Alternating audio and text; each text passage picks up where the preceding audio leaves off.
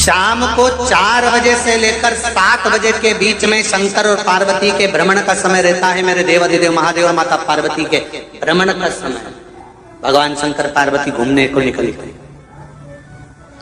इसलिए हमारा सनातन धर्म कहता है शाम के समय पर माताओं को झाड़ू नहीं लगाना चाहिए, शाम के समय पर माताओं को चूड़ी बिछिया नहीं बदलना चाहिए, शाम के समय पर माताओं को मांग में सिंदूरा नहीं भरना चाहिए, शाम के समय पर माताओं को बाल नहीं बांधना चाहिए, शाम के समय पर माताओं को चौखट पर नहीं बैठना चाहिए। उसका कारण क्या है?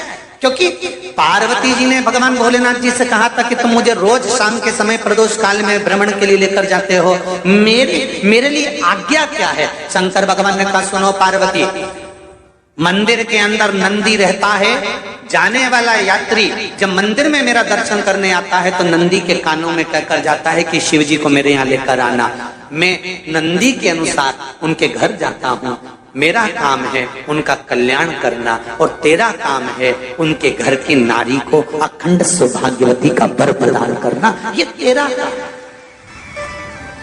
तब पार्वती माता ने कहा अखंड सौभाग्यवती होने का वर मैं तो दे दूंगी, पर उस समय पर माताएं चूड़ी बदल रही होगी, हाथ से चूड़ी निकाल रही होगी तो मैं वर कैसे दे सकती हूँ? मांग भर रही होगी तो मैं वर कैसे दे सकती हूँ? उस समय पर चूड़ी बिछिया बदला जा रहा होगा तो मैं वर कैसे दे सकती हूँ? उस समय पर झाड़ू लग रही होगी तो मैं लक्ष्मी को वहां कैसे भेज सकती हूँ? आप बताओ। तो शंकर भगवान ने कहा प्रदोष का समय एक ऐसा समय होता है, शाम का समय ऐसा होता है जिस समय पर केवल शंकर और पार्वती की आराधना का समय होता है। हम तो कई लोगों से कहते हैं अगर आपके यहाँ संपदा नहीं आ रही है, बहुत मेहनत कर रहे हो, फल नहीं मिल रहा, कहीं नौकरी, कहीं सर्विस या कहीं व्यापार या व्यवसाय में कहीं तकलीफ आ रही है, हम सबसे कहते हैं शाम का समय पकड़ लो, शंकर जी के मंदिर में दिया लगाना प्रारंभ कर दो। शिव मंदिर में अगर दिया नहीं लगा रहे हो तो बेलपत्री के पेड़ के नीचे दिया लगा। बेलपत्री और शंकर जी के मंदिर में दिया नहीं लगा रहे तो शंकर जी के मंदिर के बाहर चौखट पर दिया लगा। इतना भी नहीं कर सकते तो अपने घर के बाहर अपने द्वार पर दिया लगा दो और शंकर जी के नाम का श्री शिवाय नमस्तुभ्यम बोलकर शंकर भगवान को याद कर कर अपनी कामना कर कर बाबा का स्मरण कर कर पंचाक्षर मंत्र नमः शिवाय, षडाक्षर मंत्र ओम नमः शिवाय, द्वादशाक्षर मंत्र ओम नमो भगवते वासुदेवाय, जो मंत्र तुमको याद है उसका स्मरण कर कर लक्ष्मी हो चाहे नारायण हो चाहे राम हो चाहे कृष्ण हो स्मरण कर कर शाम के समय बाहर दिया लगा दो, दरवाजे के पास लगा दो। वो सुनेगा जरूर, आएगा तो उसका वेलकम जरूर होगा और वो कुछ लेकर जरूर जाएगा। नियम तो बनाओ, उसकी चौखट पर जाकर कहना प्रारंभ।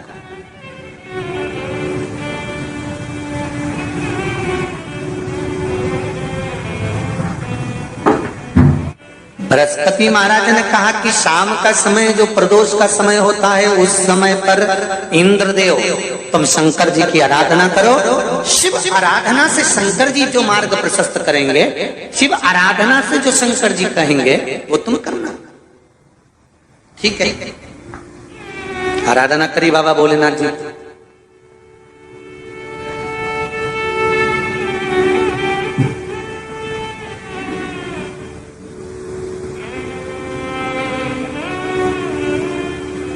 मालूम नहीं था इंद्रदेव को। बृहस्पति महाराज ने प्रदोष की महत्वता समझाई तो प्रदोष का समय जानकर शंकर जी पर 7 बेलपत्र प्रदोष के दिन इंद्र ने समर्पित कर दी बिना सोचे। कितनी बेलपत्र? 7।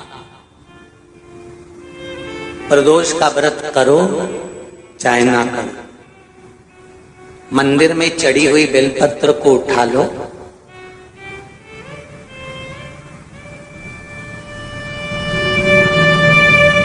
बेलपत्र का ब्रह्म कमल बना लो,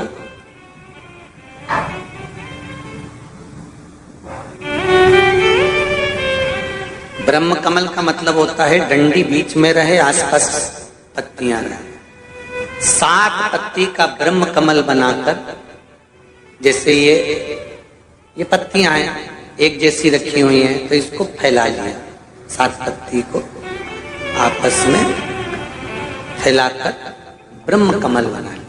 प्रदोष का व्रत करें ना करें, जरूरी नहीं है कि वृक्ष से ही पत्ती लेकर आओगे तो ही शंकर जी को चढ़ाओगे।